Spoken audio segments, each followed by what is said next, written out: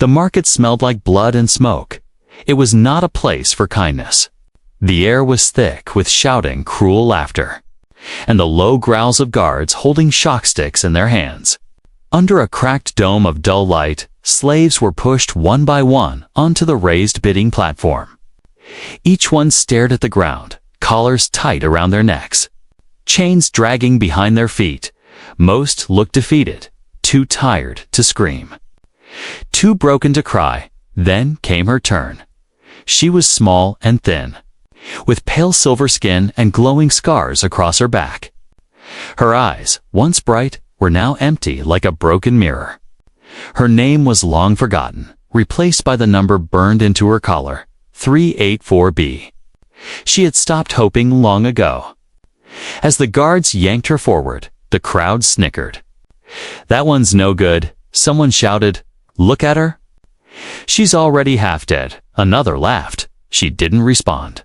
Didn't flinch, didn't speak. She just stood there, waiting for the bidding to begin, waiting to see which monster would buy her this time.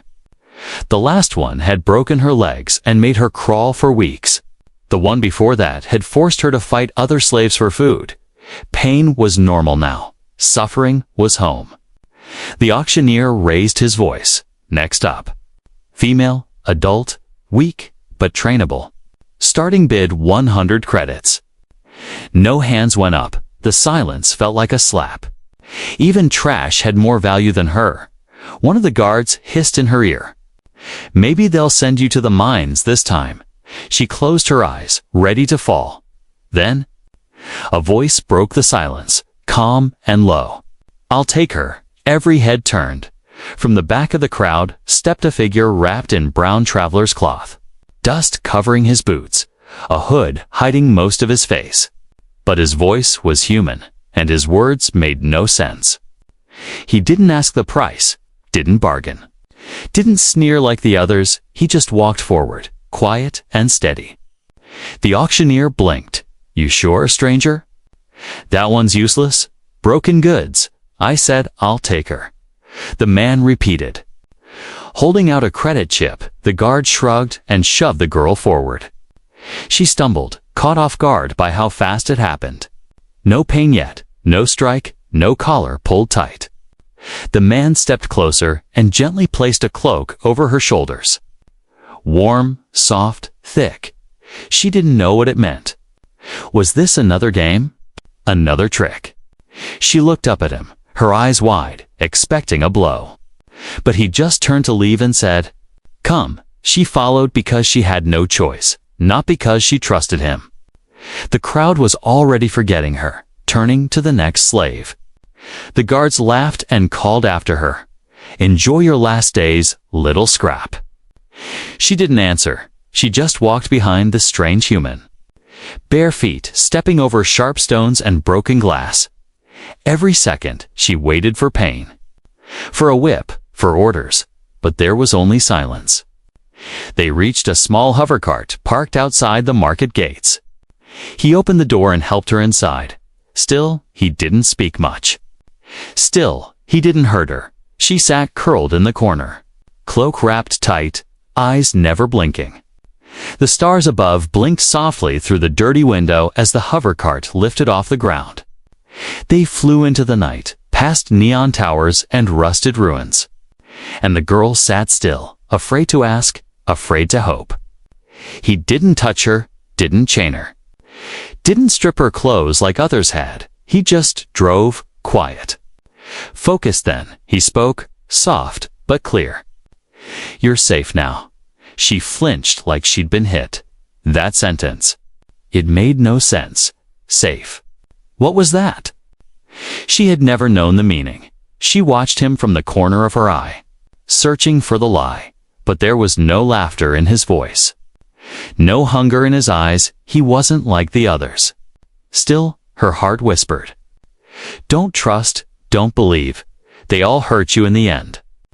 But even fear couldn't hide the strange warmth of the cloak on her shoulders, or the fact that, for the first time in years, no one had forced her to kneel. She didn't speak, but inside, something small flickered. Not hope, not yet. Just a question. Why me? Asterisk the hover cart moved through quiet lands. The city lights disappeared behind them, fading into the darkness like forgotten memories. She sat in silence, her body pressed into the corner, her hands gripping the edge of the seat like it might vanish. He said nothing, just drove, his eyes on the road ahead. The engine hummed low, steady, like a calm heartbeat, but her heart wasn't calm. She watched his every move, waiting for him to change. Waiting for the voice to grow cold, for the hand to strike. But he didn't raise his voice. Didn't reach for her, he only offered her a flask of water. Placing it beside her without a word, she stared at it, unsure. Was it poisoned? Was it a trick? After a long time, she took a sip. Ready to spit it out, but it was clean, cool. Better than anything she'd tasted in years. Still, she stayed silent. The cart moved toward the edge of the wildlands, where the roads were cracked and nature had started to take back the world. Tall trees bent over the path like guards watching from above. Strange sounds echoed in the distant screechers of the forest. Free and wild, she wondered if she'd ever be like them again. They stopped when the sun began to rise, gold light spilling through the fog. The human got out first and walked around to open her side. He didn't pull her, didn't push her, just waited. She stepped down slowly, her bare feet touching the cold grass. He handed her boots, simple and sturdy. She hesitated, then slipped them on, her fingers trembling. Her last master had given her shoes once right before kicking her down a mining tunnel. But these shoes were warm, real, no wires inside, no tricks. He led the way into a narrow forest trail, and she followed. Birds chirped in the trees. Something she hadn't heard in so long, it felt strange. As they walked, she looked around, noticing the world for the first time in years. No metal walls, no screaming slaves, no guards with rods, just wind, trees, and the sound of boots on dirt. She thought about running, just running deep into the forest, disappearing forever, but her legs were weak, her spirit unsure, and the man, the human, didn't seem like he would chase her if she did. That made it worse somehow, made her feel even more confused. Why wasn't he like the others? Why wasn't he angry or cruel? They walked for hours until they reached a small cabin made of dark stone and solar glass. Tucked between trees and vines, it wasn't big, but it looked clean, safe, real. He pushed the door open and stepped aside, letting her enter first. Inside was a simple room. One table, 2 chairs, a sleeping mat, and a small cooking stove. There was no cage, no chains on the walls, no surveillance or control panels. She stood frozen, her eyes wide. He pointed to the bed. "You can rest here." Then he walked to the other side and placed his bag on the floor. He started boiling water without looking at her. It made her feel invisible, and that was new. Most buyers stared, judged, touched. He just let her be. Later, he made food vegetable stew with soft bread. He gave her a full bowl, not scraps, not leftovers. She didn't eat it first, waiting for him to pull it away. But he didn't, so she ate, carefully, watching him from the corner of her eye. He spoke only once during the meal. "If you want to leave, I won't stop you." She froze, a spoon halfway to her lips. "Leave." He meant it, didn't he? She wanted to laugh, or scream, or ask why. But no sound came. Later that night, the wind blew through the trees, and the cabin creaked softly. She sat by the wall, wrapped in the same cloak he gave her at the market. He was outside, watching the stars, arms crossed, face quiet. She stepped to the door, barefoot again, and looked at him through the wooden frame. He didn't notice her at first. Then he spoke, still looking at the sky. "I've seen too many people in chains." She stayed quiet. "I don't believe anyone should live like that," he added. The wind blew stronger, leaves rustling like whispers. She wanted to ask his name, but her voice refused. She wanted to ask why he chose her, why he didn't pick someone stronger. Healthier, but he spoke again. "You don't have to talk." "Not yet." Then he turned and walked past her. Back into the cabin, she stood outside for a long time, eyes staring at the stars. They were beautiful, and for the first time, she wasn't chained. The outpost stood hidden behind tall trees and thick green vines. Birdsong filled the air, and sunlight filtered through the canopy like gold mist to her. It felt like another world, not because it was beautiful, but because it was quiet, too quiet. No alarms, no shouting. No boots slamming on metal floors, just the sound of wind, leaves, and his calm footsteps as he walked ahead. She followed slowly, still unsure what this place truly was. The path curved and opened to a clearing where the cabin stood sturdy and quiet, with solar panels on the roof and smoke gently rising from a stone chimney. The human looked at her, pointed to the cabin, and said, "This is where I live." He didn't say our place, just his. She stayed near the edge of the trees, her body tense, one foot still ready to flee. He noticed, but didn't force her inside. Instead, he walked to a small shed nearby, opened it, and took out a shovel. She watched as he began digging, turning the soil with careful hands. Was it a grave? Her heart pounded, but he didn't look angry. Then he pulled out small paper packets sides and began planting them in neat rows. A garden. He was planting food, not burying bodies. She blinked, unsure why that made her chest ache. Later, she stepped closer, her eyes scanning everything: the wooden table under the shade, the rain collector, the fire pit, and the logs stacked neatly near the wall. There were no cages, no control panels, no cameras, no tools for punishment. The place was real, too real. It made her nervous, like she didn't belong. He looked up from his work. "You can explore if you want." His voice was calm, but not cold. She hesitated, then slowly moved toward the cabin. Inside, it smelled like wood and herbs. One wall had shelves filled with simple books, worn but clean. There was a sleeping mat in one corner and another rolled up on a shelf to places to sleep, not one. He hadn't expected her to sleep beside him. That confused her more than anything else. She had been bought like a toy, a tool, a thing.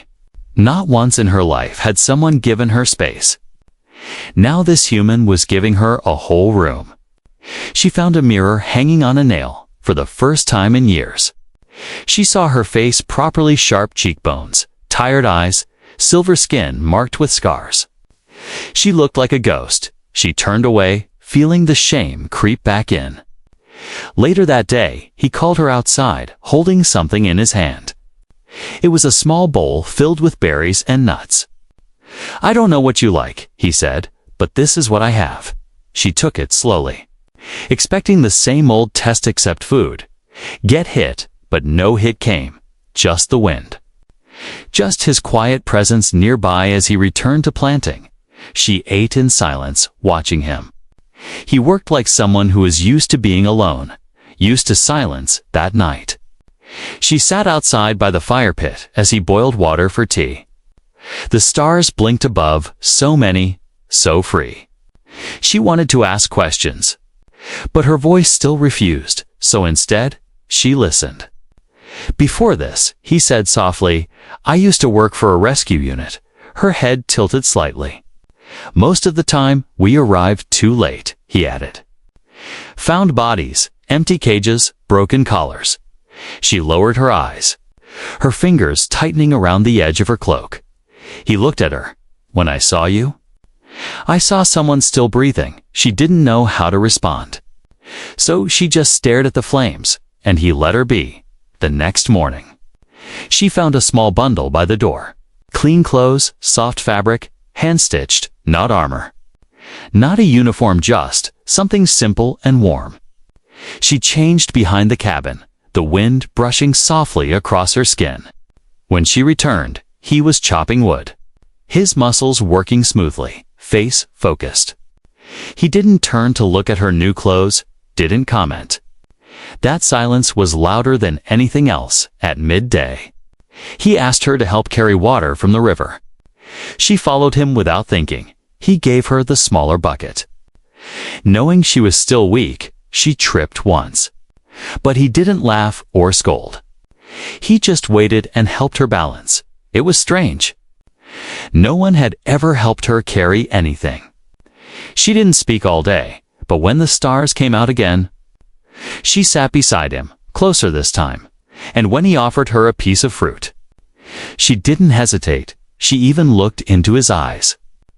Just for a second, there was no hunger in them. No command, only patience. She didn't understand it yet, but something inside her was shifting. Slowly, like ice melting after a long, dark winter. That night. The wind was soft, but her heart was not. She lay on the sleeping mat in the far corner of the cabin. Staring at the wooden ceiling, the stars outside had faded. Clouds covering the moon. Inside, the fire was dying slowly, casting shadows that moved across the walls. The human had gone to sleep on the other side of the room. As he always did, without saying much, he gave her space, warmth, food. But trust, that was harder. She closed her eyes, hoping for rest. But the past was never quiet. It came back fast, too fast. The chains, the cold metal floors. The sound of whips cutting air, voices shouted her number. Not her name. Hands pulled her hair, kicked her when she hesitated. She tried to scream, but in the dream, her voice was gone. Just like before, she saw her last master large. Red-skinned eyes like broken glass. He smiled when she cried. He made her crawl across glass and told her to beg for food. He laughed when her legs bled. The memory twisted and burned. She woke up gasping. Her skin wet with sweat. She tried to move, but her limbs were frozen. Then she heard movement. A shadow stood near the door. She screamed, loud and broken, heart pounding like a war drum. "Please, no, not again," she cried, covering her face, waiting for pain. But the blow never came. She heard a soft voice instead. "It's me," she peeked through her fingers. And there he was, the human, standing with his hands raised slowly. His face was calm, gentle, not angry, not scared. "I won't hurt you," he whispered. "You're safe." But she couldn't stop shaking. Her body curled into a ball, her knees to her chest. Tears spilled from her eyes without her permission. She hated crying, hated feeling weak, but the dream had broken something open. She sobbed, her hands clawing at the mat. "I'm sorry. I didn't mean to, please. Don't send me back," she choked out. The human didn't come closer. He just sat down on the floor a few feet away. "You're not going back," he said. Voice steady. She couldn't believe him. She had heard those words before from those who lied, from those who laughed after hurting her. But his tone was different. No force, no command, just presence. "I had nightmares too," he said after a moment. After the rescue missions, she blinked through her tears. Confused, I saw cages filled with children. Bodies left in mines. People begging with no voice, he added. I wanted to help more, but I was too late most times. She wiped her face with her sleeve. Her breath still shaking. "Why did you buy me?" She whispered, voice cracked and dry. He didn't answer right away. Instead, he pulled something from his pocket, a small, crushed flower. He held it out gently. The petals a soft purple, glowing faintly in the dark. "This flower grows in poisoned soil," he said. "But it still blooms." She stared at it, confused. "You were in poisoned ground too," he added, placing the flower beside her. "But you're still here." Her fingers touched the flower slowly. Afraid it would crumble, but it held strong, just like her. She looked up at him, and for the first time, really saw him, tired eyes, a face with lines carved from loss, hands rough from work, but never raised in anger. "You didn't want a slave," she said softly. Not as a question, but a truth. He shook his head. "No? Then what do you want from me?" she asked. His eyes met hers. Calm and kind. "Nothing," he said. "But if you want to stay, you can." She stared, heart thudding. Not from fear, but from something else, something softer. The silence between them was no longer heavy. It was peaceful, like the first breath after drowning. She didn't move closer, but she didn't shrink back either. She held the flower in her hand and closed her eyes. Sleep didn't come fast, but when it did, it was gentle. For the first time in years, the dream didn't end in chains. It ended with a voice that didn't scream and a flower that refused to die. The days pass like soft winds through trees, slow, calm, healing, each morning. She woke before the sun, the human already outside. Tending to the garden or chopping wood, he worked in silence. And she began to join him not because he asked, but because her hands itched to help. The ache in her legs faded as she moved more. The wounds on her back finally scabbed over. The scars remained, but the pain did not. She still said little, but her presence changed. She stopped flinching at shadows, stopped staring at the floor. She even hummed once while cleaning the old solar panel. The human looked up and said nothing but smiled. And something warm sparked in her chest, like fire that didn't burn. She learned simple things: how to boil water, how to plant carrots, how to clean clothes by the river. He showed her patiently, never mocking, never raising his voice. Sometimes he spoke about stars, about planets he had visited, about people he had tried to save. He never talked about himself much. But she listened closely to every word. One day, while they were sitting by the fire pit, he handed her a small, flat stone. "Try carving," he said. Giving her a sharpened stick, she hesitated, then began to scratch lines into the rock. It wasn't perfect, but it was hers. She carved a spiral, then 2 stars, and then a flower, just like the one he gave her the night she broke. He didn't say anything, but when he saw it, he nodded. And something deep inside her shifted again. That night, she couldn't sleep, not from nightmares, but from questions, so many questions. Why did he never touch her? Why did he never ask for anything?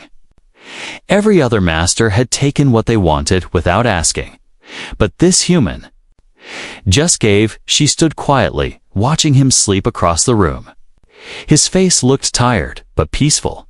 He was not young, not old either, just a man who had seen too much and still chose kindness. Her thoughts twisted inside her chest. Was she supposed to repay him? Would he grow tired of waiting? Would he send her away if she didn't give him what others always took? The fear returned like a cold fog, so she did what she thought he expected. She rose from her mat and walked over to him. Slow, careful, her heart racing, she knelt beside him, shaking, then placed her hand gently on his chest. He opened his eyes and stared at her, confused at first, then alarmed. She lowered her eyes, whispering, "If this is why you bought me, I won't fight." Silence. Long, cold, heavy silence. Then he sat up slowly. Not touching her, not yelling. "No," he said firmly, but not cruelly. "That's not what I want." Her hands trembled. Then, "What do you want?" He stood up and backed away a few steps, not in fear, but in respect. "I didn't buy you to use you," he said. "I bought you because no one else did." She blinked, her throat tight. "That doesn't make sense," he sighed. Then looked out the window where the stars blinked softly. "I saw someone who was drowning, and I threw a rope," he said. "Not because I wanted something back, because I couldn't just watch." Her knees buckled, and she sat on the floor, confused, overwhelmed. "No one's ever said that," she whispered. I'm not them, he said gently. She looked up at him, her eyes glassy. You really don't want anything from me? He smiled, tired but kind. Only one thing, she stiffened. What? He walked back to her slowly and offered his hand not to pull, not to command, just to hold. I want to see you smile. The words struck her harder than any weapon ever had. A smile. That's all he wanted. Her lips twitched, unsure, like they had forgotten how. But then, something rose from deep inside her. Not fear, not pain, but warmth. She took his hand slowly. And for the first time in years, her lips curved upward. Just slightly. It wasn't perfect. It wasn't strong, but it was real.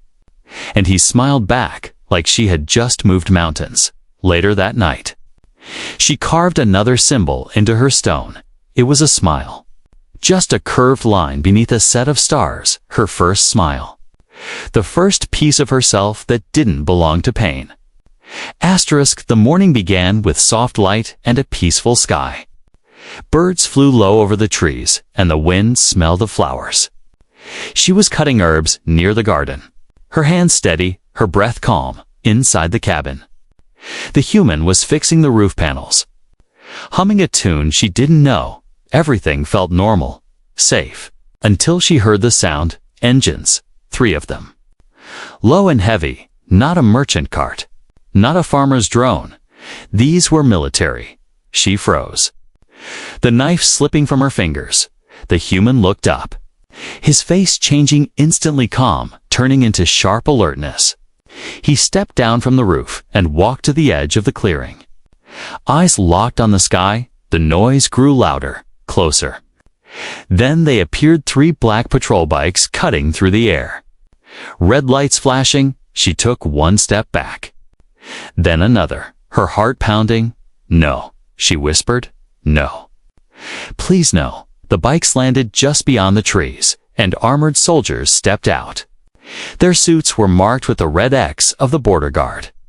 Slave patrol. She turned to run, but the human's voice stopped her. Wait. Her eyes filled with panic. They'll take me. They'll kill me. They don't have to, he said. Calm, but firm. Go inside. Trust me. She stared at him.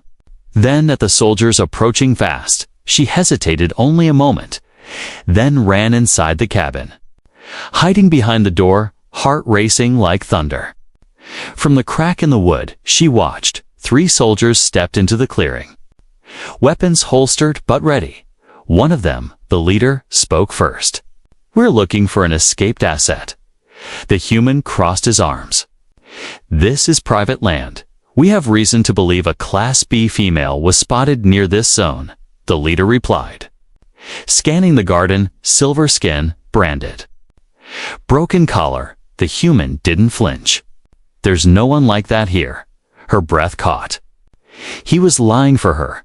The soldier stepped closer. Voice colder, sir. If you are hiding government property, you'll be charged. She's not property, the human said. Voice sharp like ice. The air went still. The soldiers stared at him, confused. One of them moved toward the cabin, and her body curled tighter, panic rising again. Then the human stepped between them, blocking the path. You have no warrant. And I have no contract with your sector, he said. I bought land outside your grid. And you're trespassing? You're protecting a runaway, the soldier growled. I'm protecting someone who's not yours, the human replied. His voice didn't shake, his hands didn't rise, but his eyes were deadly calm. The leader stepped back, muttered something into a cum device, and then turned around. Fine, he spat. We'll remember this. The soldiers got back on their bikes. Engines roaring again. Then they were gone. Silence returned. But it wasn't peaceful anymore. It was heavy, thick with emotion. She stepped out slowly, her hands trembling. You lied for me, she said. Voice small, he looked at her, his face unreadable. Yes, they could have hurt you. Yes. She stared at him, confused, afraid, and yet. Something inside her burned bright. "You didn't have to," she whispered. He took a step closer, then stopped. "I know." "Then why?" she asked, her voice almost breaking. "Because you're not a thing," he said. "You're not an object. You're not a number. You're not theirs." She fell to her knees. Covering her face, tears came fast, this time not from pain, but from something deeper. He kneeled beside her, but didn't touch. Just waited. When she finally looked up, her eyes were filled with something new. A question, a choice. She could run, disappear, vanish into the trees like smoke, but she didn't want to. Not anymore. Not after what he did. She reached out slowly, took his hand, and for the first time, didn't shake when she touched someone. "I want to stay," she said, voice breaking into a smile. "Not because I have to, but because I choose to." He squeezed her hand gently. "Then stay." And just like that, her chains unseen but unbroken began to fall, one by one. The morning after the soldiers left, the world felt different. Not louder, not safer, just clearer, like the fog in her mind had finally begun to lift. She stood outside the cabin, the wind brushing through her silver hair, sunlight kissing the old scars on her skin. For the first time, she wasn't hiding. She wasn't waiting for pain. She was breathing not just to survive, but to live. The human came out, carrying 2 mugs of warm root tea, one for him, one for her. He handed it to her without a word. Just a quiet nod. She took it with steady hands. No longer flinching at every move, they sat together on the log bench beside the garden. Watching birds fly over the trees, minutes passed in silence. And yet, it wasn't empty anymore. It was peaceful. "I want to do something today," she said softly. He looked at her, curious but patient. "What is it?" She reached into the pocket of her cloak and pulled out her old collar. The one with the numbers burned into a 384B. A number, not a name, a tag, not an identity. "I want to destroy it," she whispered. He nodded once, stood, and brought a small metal bowl from the fire pit. She placed the collar inside, her hands shaking not from fear, but from the weight of the past. He lit a small flame beneath the bowl, and together they watched the collar heat, melt, twist, and vanish into smoke. The number was gone. But something deeper had changed too. She looked down at her hands and whispered, "I don't want to be a number anymore." "Then don't be," he replied. "Pick a name." She blinked, stunned. "Me." "Yes, you," he said gently. "Choose one that belongs to you, not one given by chains." She thought for a long time, staring into the smoke as it faded into the sky. Then she whispered it, so soft it almost vanished. Luma, the word felt warm in her mouth. "Soft and light, Luma," she said again. Louder this time. "That's who I want to be." The human smiled. Then welcome Luma. Her eyes filled with tears, but they didn't fall. She smiled instead, real and wide. Later that day, she found a flat wooden plank in the shed and carved her new name into it, letter by letter, slow and careful. She etched Luma with the same sharpened stick he had once given her. She hung the wooden sign over the garden fence and stood beside it proudly. This was her name, her place, her choice. At dusk, she made stew for the first time on her own, adding extra spice and wild herbs she had picked herself. The human took a bite and coughed, but laughed.